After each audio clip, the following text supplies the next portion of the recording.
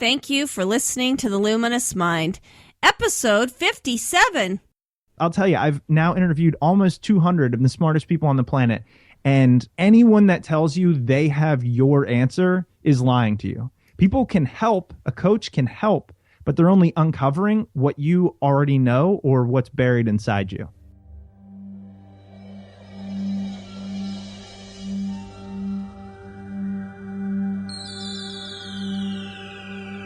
Benjamin Franklin once said, "Do not curse the darkness, rather light a candle instead."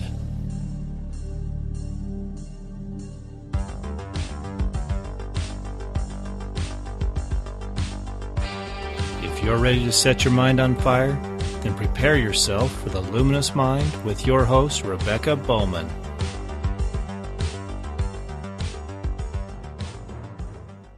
So today's fire starter is Chris Stemp. Chris comes from a military family, and he was born in New Jersey and moved to Germany until he was 5.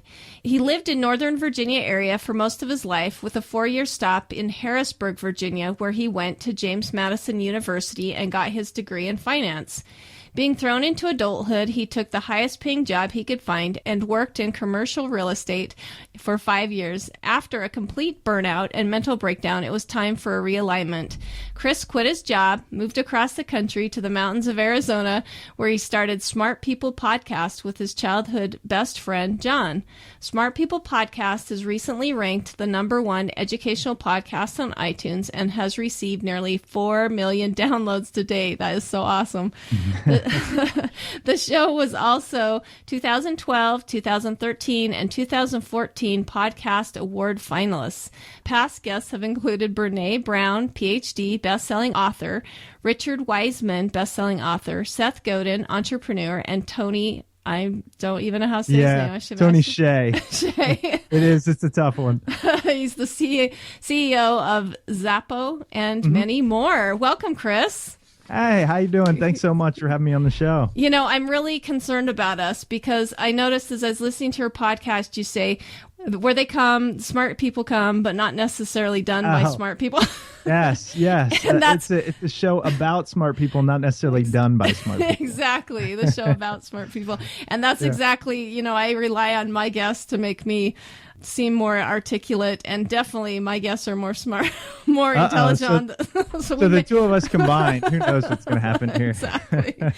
Exactly. I love how you have conversations that satisfy the curious mind, and it is an excellent podcast. I've enjoyed just learning off of it, so it's going to fit really nicely into what we do here on the Luminous Mind. Do you want to briefly tell us about yourself? Sure. Well, I mean, I think the bio you gave summed it up pretty much. You know, to be honest, I'm one of those people, and I've learned this from a lot of the guests we've had on our show, that I kind of went through life fairly easy for a while. And, you know, middle class, parents paid for my college. I did enough to get good grades, but I never took anything seriously until, you know, I'm about 23, 24. I had a goal to make 6 figures by 25, and I hit that goal. And I still felt not only empty, but just kind of clueless on what I was doing and why. And there was no passion in my daily life. And it actually resulted in I'm in the middle of a meeting with my boss, and in a very standard normal day. And I ended up having, which I now know was a panic attack. I didn't know that's what it was at the time. And it was so bad, I actually ended up going to the emergency room. And and it took a while to figure out what it was. Doctors didn't necessarily get it right. And so in hindsight, telling the story, it's like, oh, this is just what happened, a little panic attack. But it definitely changed my life around and made me realize that I had been kind of chasing a lot of the wrong things. And I never considered myself a curious person or a creative person. But that was because I wasn't listening to what I really wanted to do. And so you're just kind of following what's expected of all of us. Yeah. You know, I really was just going along. You know, I'm a big believer in having fun in life. I mean, really at its core, but there's different types of fun. And so I was just trying to do the minimum and have fun with friends and the things that aren't going to sustain you. And so that's when I moved across the country shut everything down for about a year and a half other than my mind and just let it go and see what happened. And that's where the podcast started. That's awesome. So just to give our audience a little bit of background of where you come from educationally, what was your personal educational experience?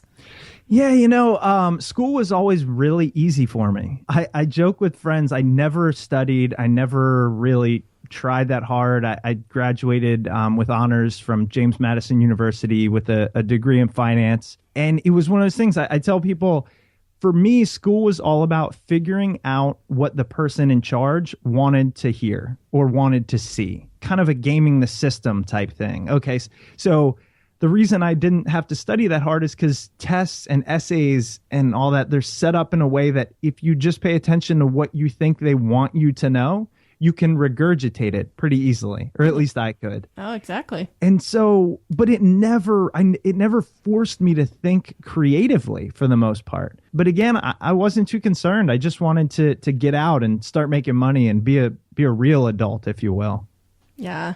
Yeah. And that's kind of like with our current education system, the whole fact of being motivated and stuff it's pretty much done by grades and testing and stuff like that, like you said. And so it doesn't force us to do much, different. So, I mean, we talked about your panic attack and how you wanted to do something different, but how did you come to the idea of podcasting about curious things? It's so funny when I talk about it now, and it's a business, and we make a decent amount of money off of it, and we have tons of downloads. I've gotten to talk to amazing people.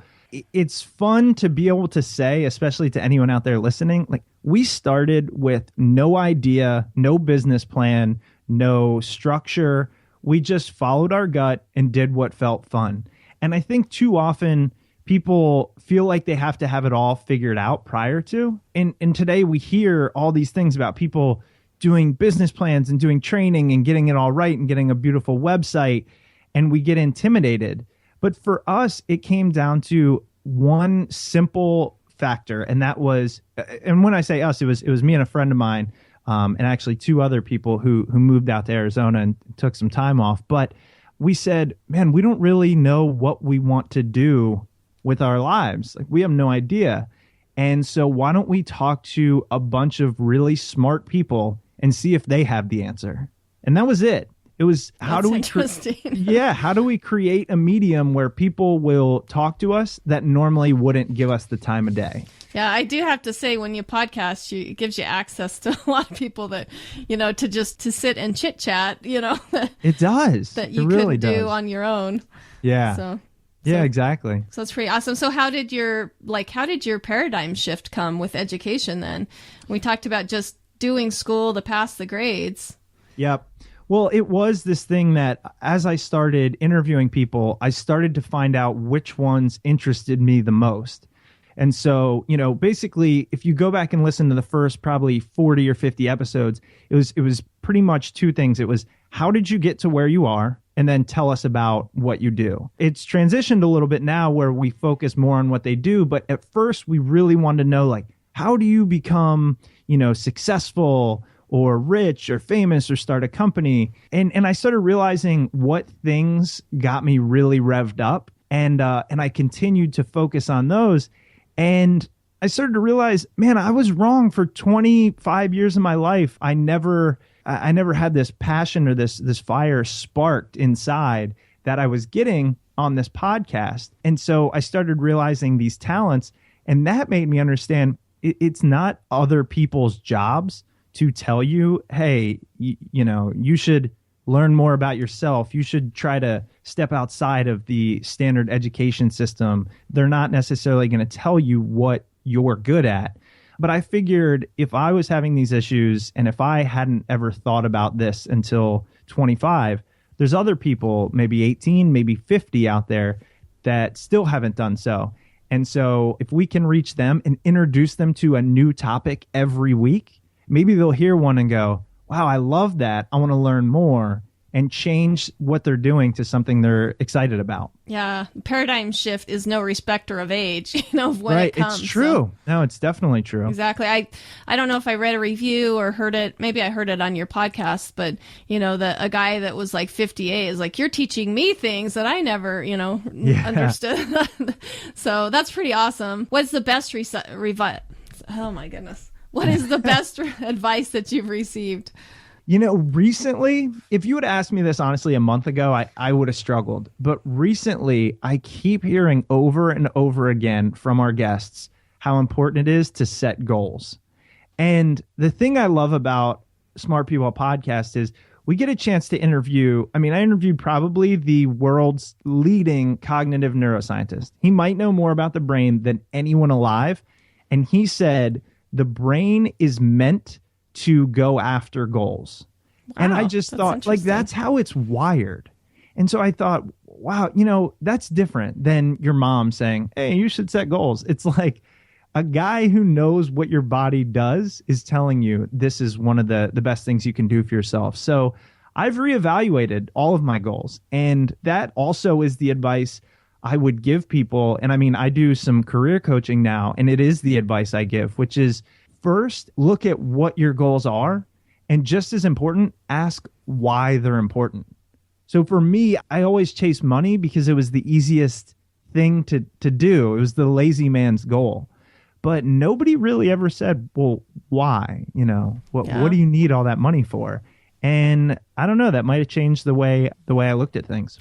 Yeah, one of my past guests just talked about from a concept of Stephen Covey, but primary greatness and secondary greatness, and how a lot of times we are chasing that fame and fortune and money and all of those kind of material things, when the thing that really brings us the happiness overall is the second, or I can't remember which is primary, which is secondary. Anyway, yeah. but the things that really come are much deeper than that, like doing things that require character and having some meat to your life of why you're doing, the why behind it, and kind of the goals and the character behind making those good decisions, And with that, it brings that primary or that secondary greatness of money and, all that stuff. But it's a much deeper, and I think your happiness is more intense when, you have that as your goal. Is that what you would? It is. I always look now, and it's been a while since I kind of had that paradigm shift, but I realized that now, money was just the easy way, because it's hard to ask yourself, what do you really want? You grow up thinking, if I get a lot of money, then the world and my peers and my family and society will look at me as successful. Therefore, I'll be successful. And that's what makes people happy, right? So it's just easy. But nobody really tells you, or nobody can tell you, what's actually going to make you happy. That can only be done on your own time, in your own mind. And that takes effort, and it's scary, and it's hard, and there aren't a lot of answers. I'll tell you, I've now interviewed almost 200 of the smartest people on the planet. And anyone that tells you they have your answer is lying to you. People can help, a coach can help, but they're only uncovering what you already know or what's buried inside you. Yeah, that's true. That's a great thing to think about. Don't follow that person that's dangling the carrot. Follow people who really want to help you and mentor you. So awesome. Absolutely. So what would you say some of the biggest obstacles that you faced have been, and what have you learned from those obstacles? So many things. For me, it was definitely trying to be an individual. I'd grown up playing sports. I played baseball in college. I love people. I'm an extrovert to the nth degree. Actually, my favorite thing, I didn't learn this until I started podcasting, but just talking to people. This right here will fire me up for the next 24 hours, just talking to anyone. And so what the issue with that is, or the struggle is, I sometimes don't trust myself to be an individual. I don't value my own opinion. I have this great quote that's written up. I have a ton of them on my board, and it says, indecision is a good indicator that you do not value your own opinion. Wow. And, when I found myself, I'd come up with an idea and I'd ask 10 people. Again, like you're polling people. Absolutely.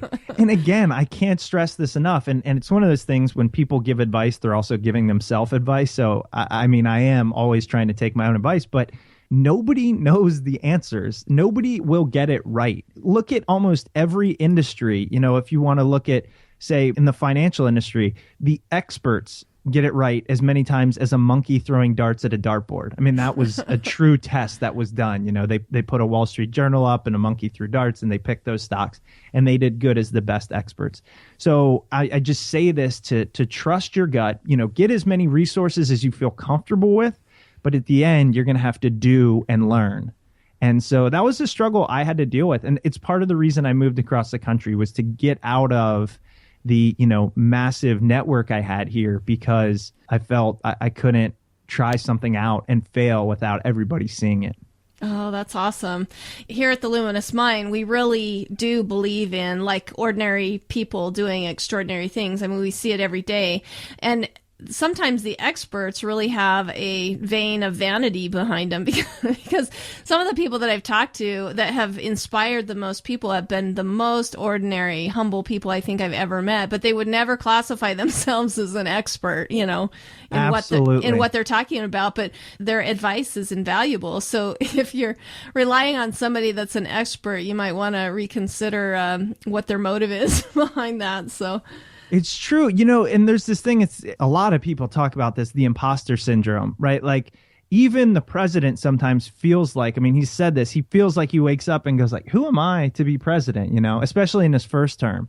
Even the biggest CEOs oftentimes just say, like, they'll have those moments of, wow, like, I don't know if I'm this important or I should be on all these magazines. And it just goes to show, and again, the people I talk to, they're so unassuming, yet they'll be Nobel Prize winners or Pulitzer Prize winners or CEOs. And so, again, they are normal people.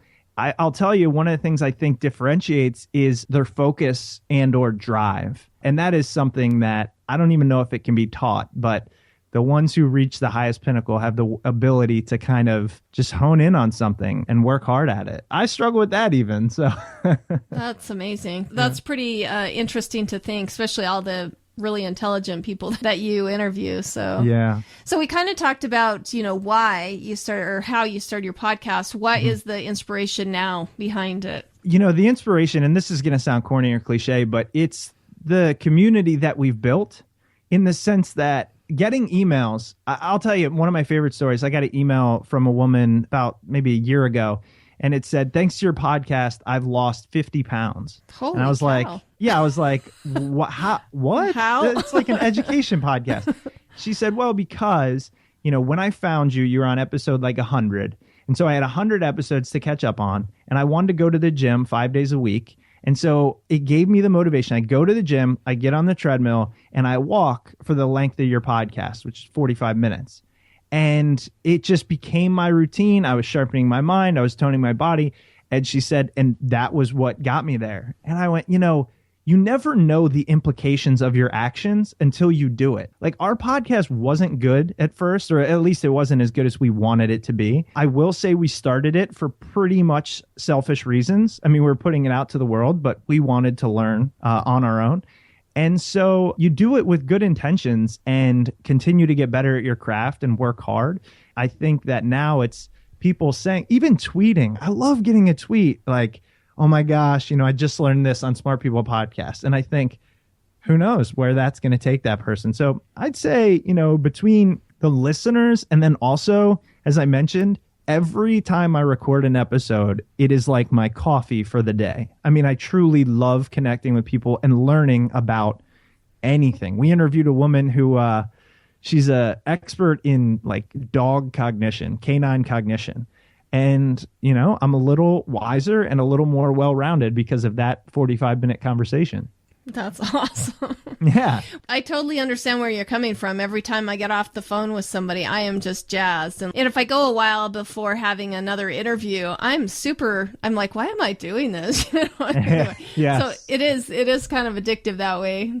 It's fun talking to people. Before we go on, let us take a minute and hear about our sponsors.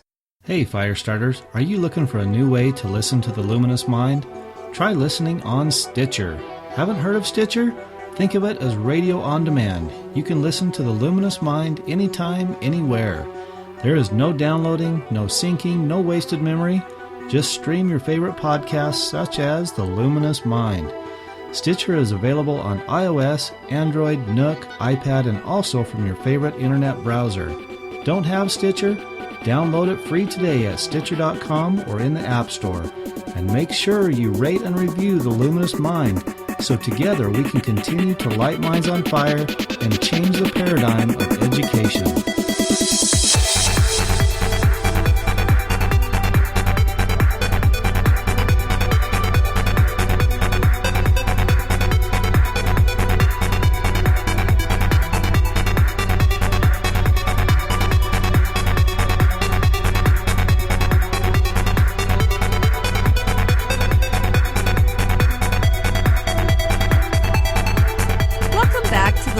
Mind with Chris Stemp of Smart People's Podcast. When we talked about some of the people that you've interviewed and stuff, but what services do you offer families? You talked about having a community. Mm-hmm. Yeah, I mean, I'd say that our podcast is pretty much the main thing that we do. Both my co-host and I have full-time jobs and more than one full-time job, to be honest.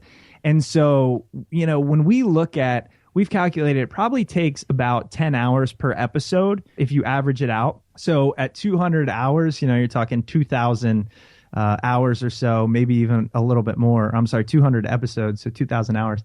And so I think that's kind of the thing we've put our stamp on and put out into the world. And then we're growing it at a pace that's comfortable to us. So we're looking to relaunch the website and have it be more content-based for people who are interested on just a wide variety of topics. Can go and maybe there's a topic of the day. And it could be anything from, we've interviewed somebody on bed bugs to, psychology to neuroscience. And it's just one of those things that I'll tell you, a quote that I've heard a number of times on the show is creativity is really, it's the joining of disparate ideas. So the more you know about the world, the more creative you can be in those times where, whether it be in the shower or you're falling asleep, because you'll be pulling from different things you know about. And so what we're trying to do is just expand everyone's kind of education and horizon. Yeah, and that will eventually lead to them understanding kind of what their purpose is, type of Absolute thing. bingo. Awesome. That's it. That's awesome. really it. I mean, so many people just don't ask themselves the questions because they don't need to. I mean, we live in a pretty protected bubble environment. We interviewed Joe DeSena. He's the founder of the Spartan race. And he talks all about resilience and how, we don't have to be that resilient anymore because he says, you walk in your house and a switch turns all the lights on and a button gets the temperature exactly where you want. And the water in your shower is the exact temperature. And so we don't deal with as much as we have throughout, history and throughout humanity. And so people aren't forced to ask the tough questions. And that's great. I mean, we're moving in the right direction. But if we can help people to just think and go, man, that might be something I'd enjoy, and that passion is going to change the world in some way, I truly believe that. But, what a great hobby to have. Well, and not being pushed, having that right. drive behind you, I mean, it makes you sluggish in every area of your life. I mean, It affects everything. So I do have to know, this is totally off topic, but I was thinking of when you were talking about the monkey throwing the dart. Why do you have a monkey on your pod? I mean, he's listening to the... Yes. So what's the idea behind that? So when we first started the show, this is what I loved about it is we didn't care. We didn't think anyone was going to listen. So we didn't care. We just said, what do we want to do? And the monkey represented to us who we were, right? We had we had this capacity to soak up information, but almost we were like just blunt instruments, right? Like we're just going to try this out. And our original logo had quotes kind of over the monkey. It was kind of a crappy logo, to be honest. But the idea was, we were there. We want to soak up this information. That's why we say not done by smart people. Yeah, I was going to say that. Yeah. Where they talk to smart people, but not necessarily done by smart people. Yeah, it's like a play on our immaturity at the time, and I think it's grown now and it's just become a symbol. Yeah. Well, it is. I mean, it does fit that persona, so that's pretty awesome. Yeah. Okay, so we talked about you building a community and stuff, and then also, your listener that lost a bunch of weight. But what other successes have you seen with your product, with your podcast? Oh, man. So luckily, like I said, I recently got certified and trained as a life and career coach. And so I've actually been working with a number of clients, and I get them through the podcast, and I don't actively seek it out. I mentioned it once or twice, and it's just people who really vibe with what I do and what we've learned in my story. And so that has given me insight into really getting to know how people have felt and how the podcast has changed their lives. And what it is it's what I've been kind of preaching all along. It's just expanding your horizons. What happens when people, and I've learned this from our neuroscientist interviews that we've done, but when people are in a job or a situation they dislike, their body starts operating from a state of fear. And so you are producing more cortisol, which is a stress hormone. And when that happens, you're actually blocking your ability to access your prefrontal cortex, which is where a lot of your creativity comes from. You literally block it because your brain, when it's operating from a fear-based place, it doesn't need to be creative. It needs to survive. And so your scope becomes really narrow and you don't see opportunity. You don't see other things you could do. You just think, I'm stuck in this hole. I'm trapped in this dispassionate place. And as I talk to people, they say, but for that 45 minutes, I listened to your show and I learned something new. And I heard the passion in your guest's voice and how much you loved asking questions. I daydream for a little bit. And that is the best thing because we just want you to see that there's more out there to read, to listen, to learn, and then to see where it takes you. And we've heard a lot of stories of that. And I think that's probably the biggest benefit that hopefully people derive from our show and listening to the guests. Yeah, well, I did. I listened to the, like you said, the one on the left brain, right brain. Oh, yeah. And it's like, I would have never thought that, that would have been a topic of interest, but it was definitely fun to listen to the excitement about it. And you sound like you really study your guests and stuff because you talked about some of the books that he had written. Yeah. I can't imagine picking that up. Like, I want to learn about neuroscience today. Well, and see, that's the thing you'll find. I mean, I'm sure you already know or have found, but as you interview people, you start to realize which ones really pique your interest. And for me, it was everything to deal with the human. So if it's the brain, if it's like Brene Brown on vulnerability, if it's Simon Sinek when he talks about finding your why, Roger Hamilton talks about it. I mean, just everything to deal with who we are on this planet. But what's great is my co-host, John, he's a tech and comedy nerd. So when we get Tony Stubblebine, who was one of the creators of Twitter, he started Lyft app, which is now Coach.me, or we had the founder of Reddit. That's when my co-host just loses his mind. And I mean, I like it, but it forces you just see what you're what you're actually intrigued by. Yeah. So do you feel like this is a viable medium for people to learn things? Do you feel like families can really benefit educationally from just listening to podcasts like this that talk about different topics? I truly believe that podcasting it's part of this movement towards content on demand, but it's a huge part, and wait till it's in cars. It's going to be even bigger. I really think that it is a complete game changer. I listen to, I'd say maybe an hour and a half of podcasts a day, and that's mostly on commutes, right? And the things I have learned, it's interesting, right?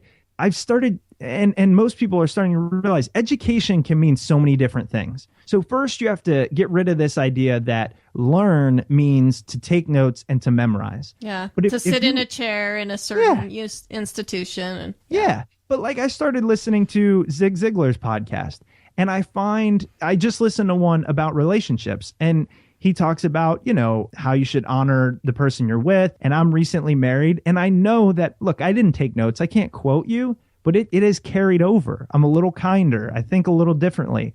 And that is learning also. And I think there's perhaps no better medium than podcasting because you can dive in, you put it in your ears, you soak it up, you don't have to stare at a screen, you feel the emotion. And I do think it changes you a little bit. Yeah. Well, and it's it's really cool because I guess I see our world going way more individualized. Like we are able to access things that we really love. You know what I mean? It's not like we're expected to go and sit in school and you take, these are the classes that they think every person needs to learn. I mean, our world is just becoming like so.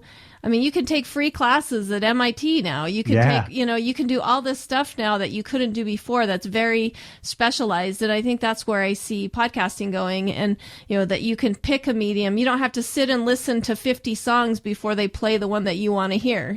I know. Type of thing. So it's pretty cool to be part of that and to be able to give people the education that really helps them and helps them learn. So. Awesome. Yeah, and to find things that you might not have. I'll tell you that definitely in my top five of people I've interviewed is this guy, Roger Hamilton. And he's big. He's got, I think, like 100 Twitter or 1 million Twitter followers or something like that. Wow. But he's not like, I had never heard of him, and I read books and talk to people all the time. And his one interview changed my life. I mean, it changed my life. Brene Brown was the same way. Now, this was years ago, and people will hear that and like laugh, be like, how did you not know Brene Brown? But she honestly changed every part about the way I live from a 45-minute conversation. And so the cool part about podcasting is just give things a shot and see if and how it impacts you. Your time is, an important asset.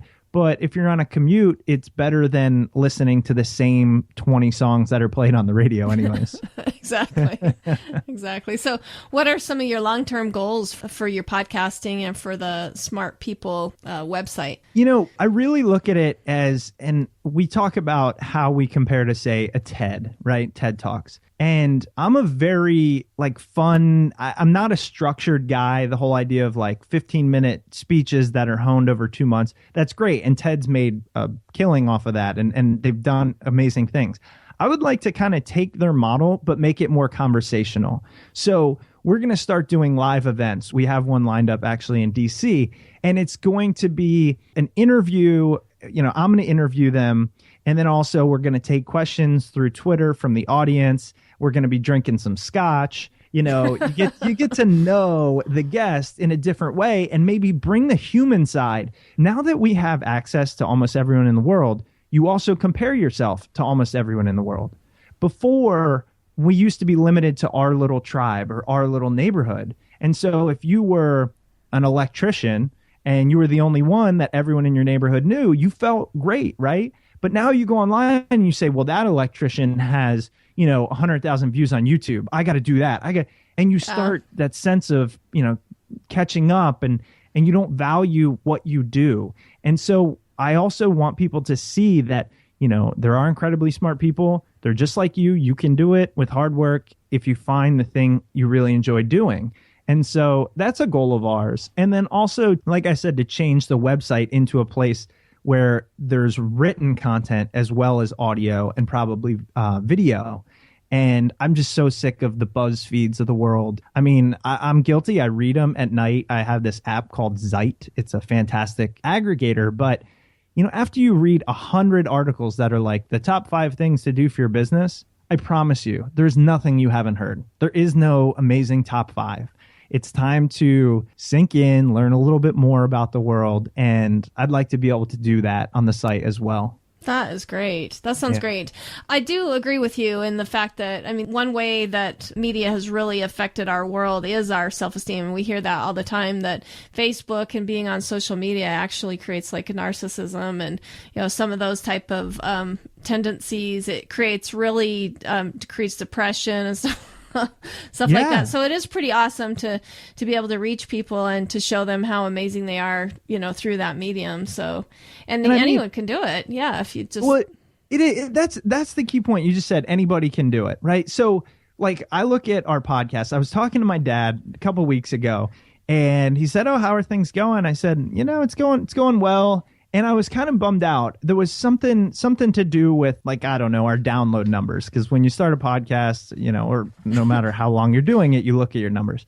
And he said, "You're number 1 in education in America." And I was like, yeah, but. And he was like, you got to take a step back for a second. You know, you got to just enjoy some of the wins as they come along, because there's always somebody who's doing more or who's selling themselves, or, you know, and I've just never taken that marketing approach. I mean, even with the show, John and I have never really done any marketing. We've never really hired anybody. It's just been put out a product consistently. And so, you know, you continually judge yourself against it. And if we would have done that from the beginning, I'll tell you, Tony Hsieh, actually, the CEO of Zappos, he was probably our 10th or 15th interview, which was huge. I don't know how we got him, but he said to us, if you guys would have started the podcast saying, I'm going to get 1 million downloads, I'm going to be number one, I'm going to make thousands of dollars, you never would have started. And that's true. We started going, I don't know, maybe 100 people will listen, 500. It'll be fun. Yeah, exactly. And look what it turns into. So you got to just take a risk.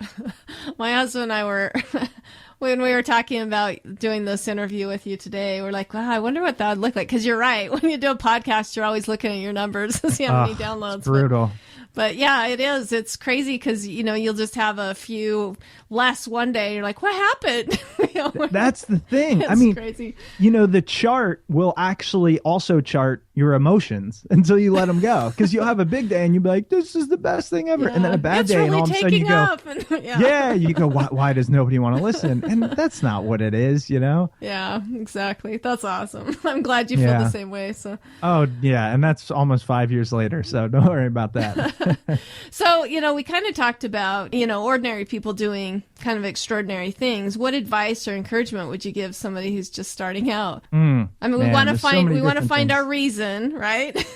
Yeah, you definitely want to find your reason. And I will say, Simon Sinek, if you're kind of in that place where, what is my reason? He's one of my favorite people of all time. He did a TED Talk and a book called Start With Why. One of the most popular TED Talks of all time. I would highly recommend that. There's also a guy that I've interviewed, I can't think of his name, but he wrote a book called What Motivates Me. And there's a motivation test in there that I have all my clients take. That's really nice. So find your why, find what fires you up.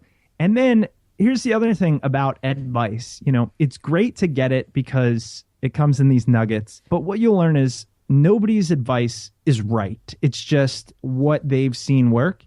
And what I've seen work for me is when I just get started and not worry too much about the outcome, that breaks down a lot of the barriers. And so it's not new. It's not the most amazing thing you've ever heard, but get started on something that you enjoy, even if it's on the side or as a hobby. And one of our guests, actually, some of the best advice I've ever got, she said, people often talk about, for entrepreneurs specifically, jump off the cliff and build your wings on the way down.